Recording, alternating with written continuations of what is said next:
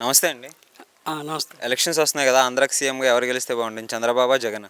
జగన్మోహన్ రెడ్డి గారు. ఎందుకండి? ఆయన ఎందుకంటే మాకు పెట్టిన పథకాలను పెట్టి మాకు ఆయన సీఎం కావాలని మేము కోరుకుంటున్నాం. ఓకే. 5 సంవత్సరాలు ఏమేమి పథకాలు అందాయండి మీకు? మాకు ఆటో మిత్ర అందిందండి, డోక్రా మాఫీ అయింది. ఓకే. మరి జగన్ గారు మేనిఫెస్టో కొత్తగా రిలీజ్ చేశారు కదా! అండ్ అలాగే చంద్రబాబు కూడా ఒక మేనిఫెస్టో రిలీజ్ చేశారు. ఎవరు మేనిఫెస్టో నమ్ముతారు మీరు? మేము జగన్మోహన్ రెడ్డిదే నమ్ముతామండి. ఎందుకండి? ఎందుకంటే ఆయన పథకాలన్నీ కూడా అమల్లోకి వచ్చాయి. ఆయన చెప్పింది చేసే వ్యక్తి, అనుకున్నవన్నీ నెరవేర్చే మనిషి కాబట్టి ఆయన్నే నమ్ముతామండి. మరి చంద్రబాబుది? ఆయన అవకాశం కొద్దీ మాట్లాడతారు, అవసరం తీరిపోగానే పక్కన పెట్టేస్తారండి. అవి అమల్లోకి రావని మేము నమ్ముతాం. మరి సూపర్ 6 అని చెప్పారు కదా! నమ్మే విధంగా ఉందంటారా? లేదండి, ఎవరు చెప్పినా నమ్మరండి. ఓకే. మరి 5 సంవత్సరాల్లో సచివాలయాలు కానీ, వాలంటీర్ వ్యవస్థ కానీ తీసుకొచ్చారు కదా! దాని ద్వారా మీకు ఏమైనా మంచి జరిగిందా?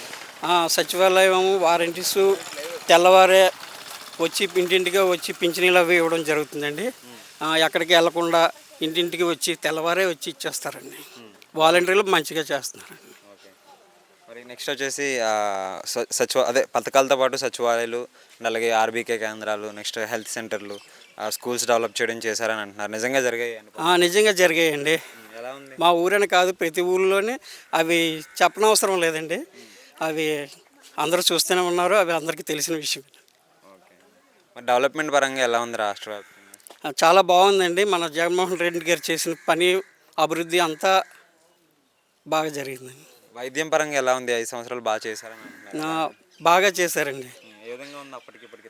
అప్పటికి ఇప్పటికీ వైఎస్ జగన్ పరిపాలనలోనే బాగుందండి. మరి ఆరోగ్యశ్రీని 25 లక్షలకు పెంచారు కదా! ఎలా అనిపిస్తుంది? అది సంతోషంగా అనిపిస్తుందండి.